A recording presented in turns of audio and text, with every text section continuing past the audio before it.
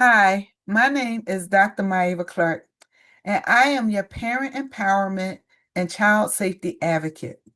I help parents and caregivers of neurodivergent children by providing emotional support and practical tools without burning out, while they guide their children toward meaningful friendships where they are truly celebrated for who they are and not just tolerated, as well as helping them protect their children against being bullied online or in person.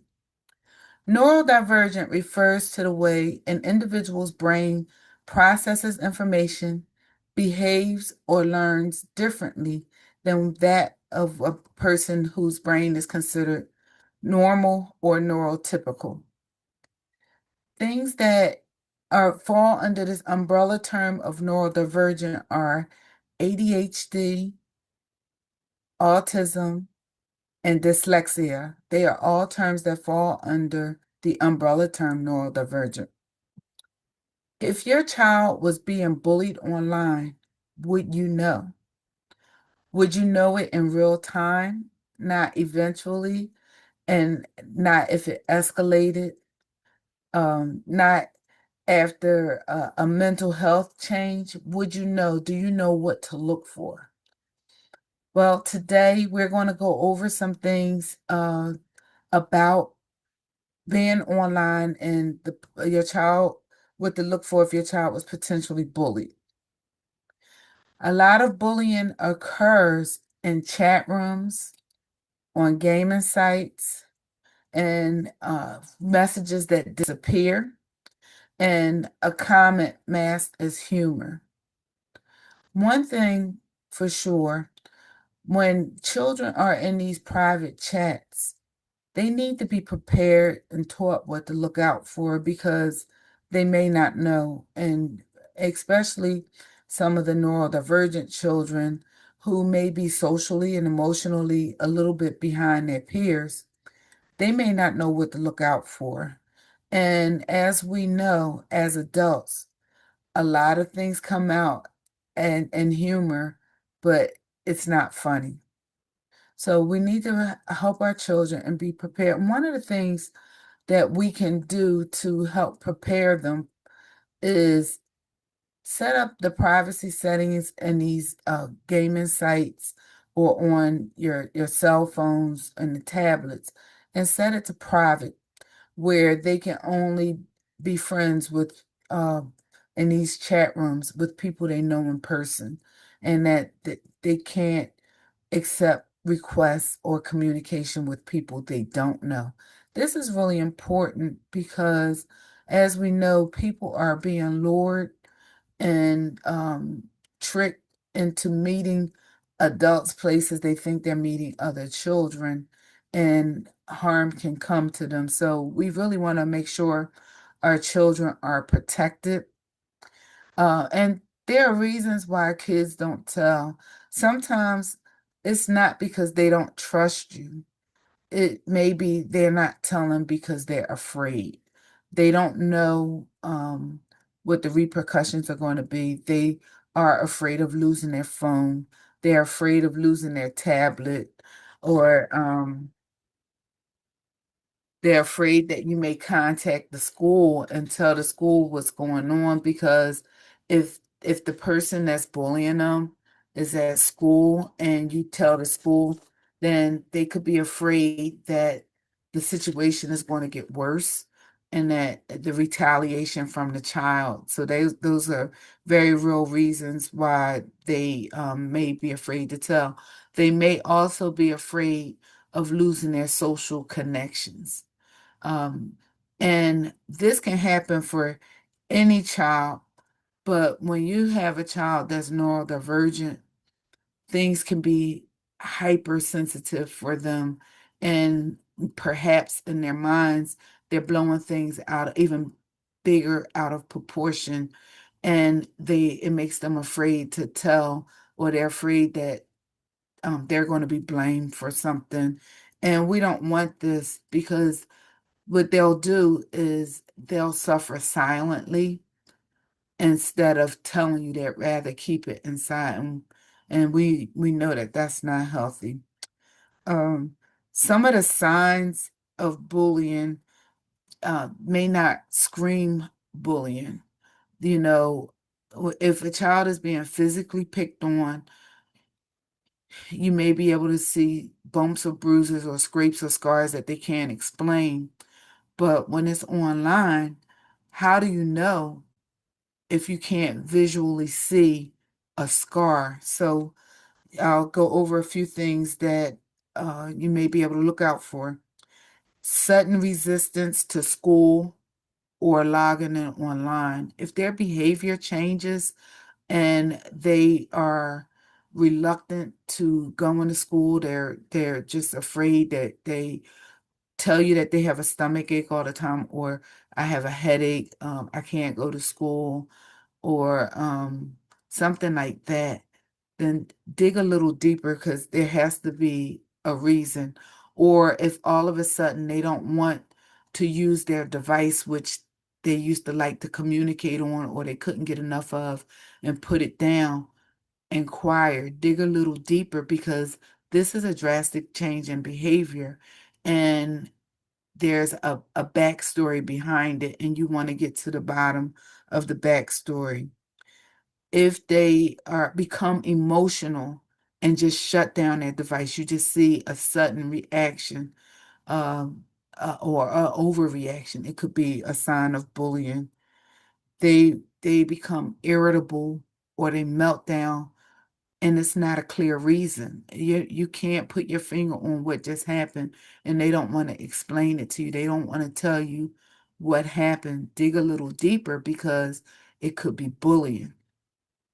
If there is change in sleep and appetite, a lot of times when, even as adults, when we are going through changes, when we are emotional, or if there's a loss of life, if there's a change on the job, it can affect us in how we sleep. It can affect us in how we eat. Children are no different. A lot of times when they're upset, they may overeat or not eat at all. They may sleep too much or may not be able to sleep at all. So the pattern of which way it goes with their appetite or with their sleep behavior isn't as important as the fact that you notice a change, that something is off, that you need to dig a little deeper. If they delete their accounts suddenly, like if they're always on a social media site and all of a sudden they delete it. Why did they delete it? What are they hiding? What don't they want you to see? Ask questions. Ask clarifying questions to get to the bottom of it.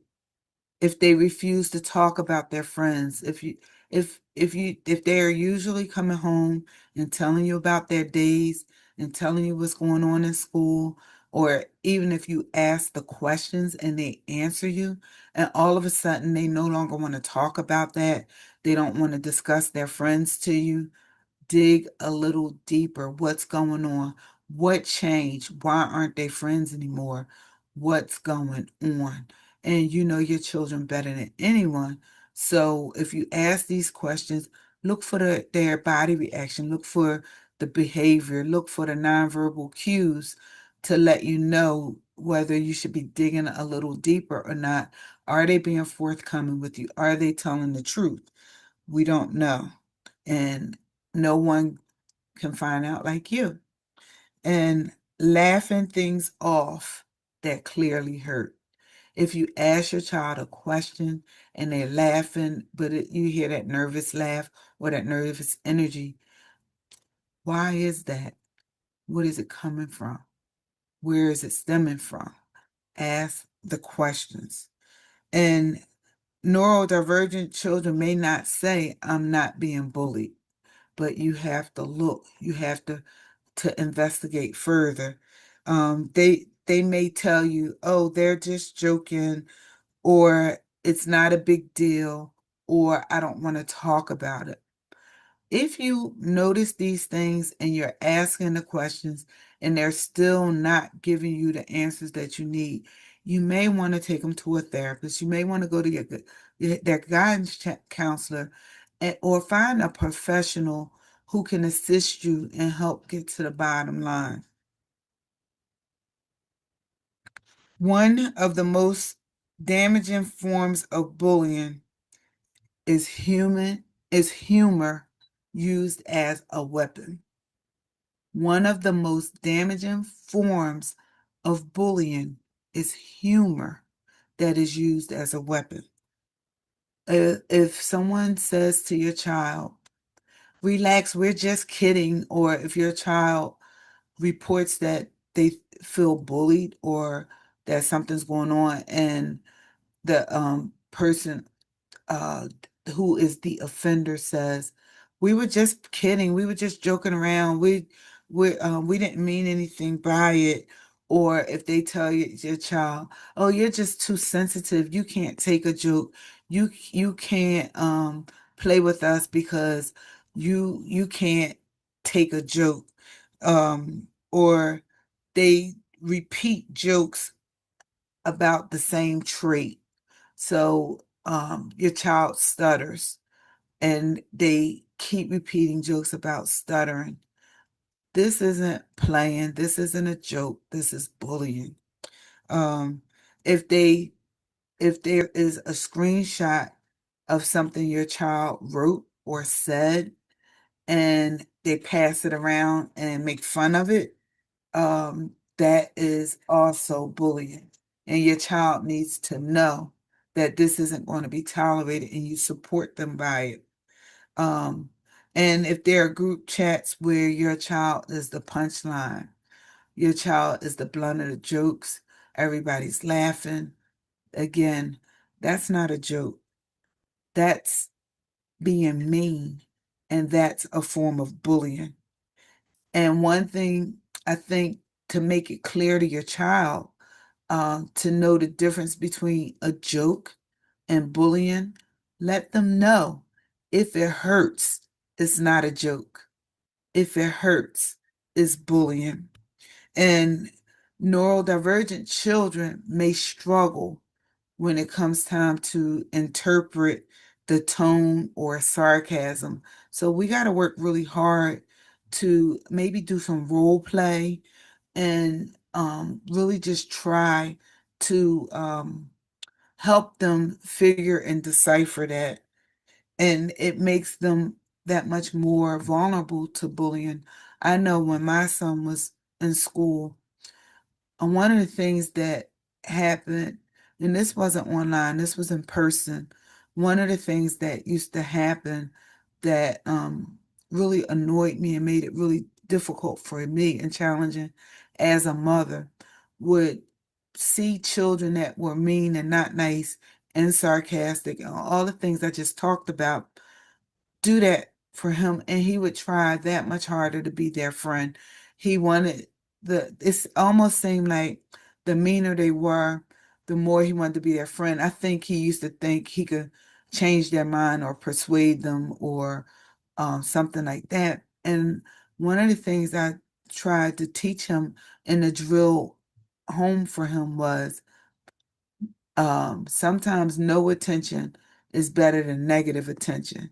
So he used to try to be friends and friendly with people so much that he didn't care if they were being mean because they were paying him attention.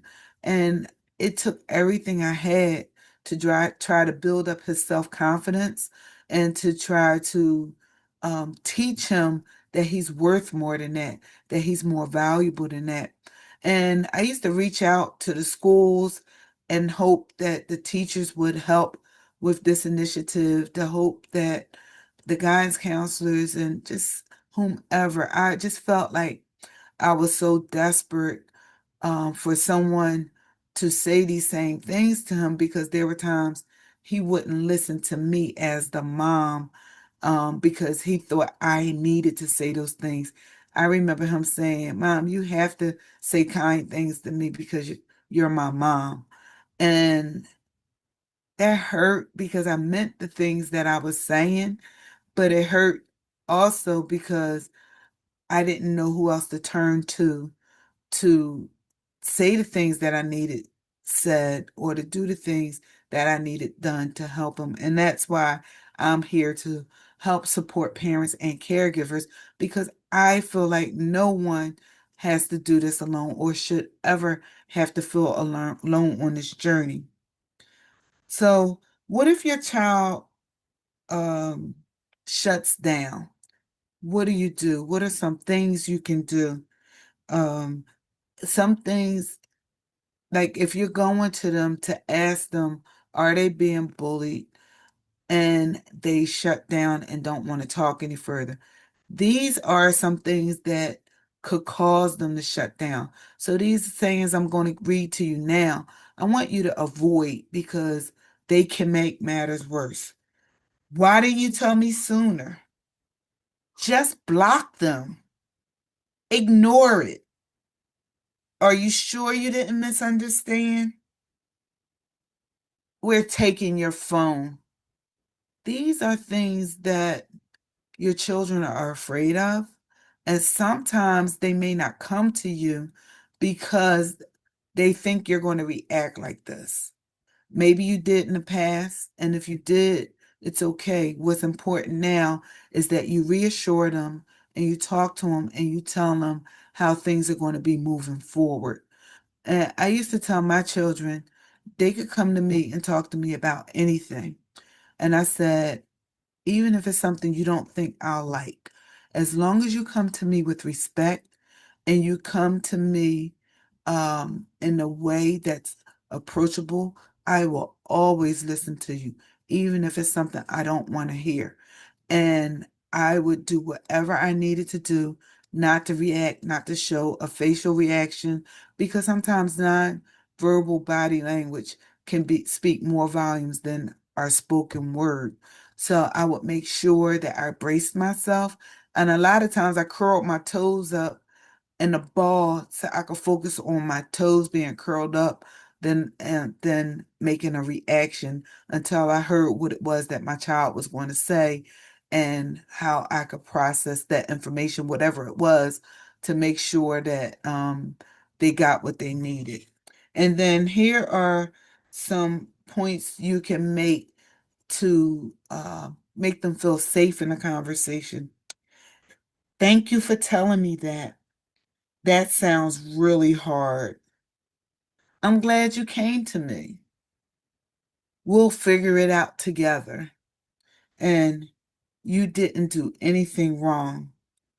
Your calm is more important than anything, and it will help them to feel safe and engaged and want to continue the conversation with you.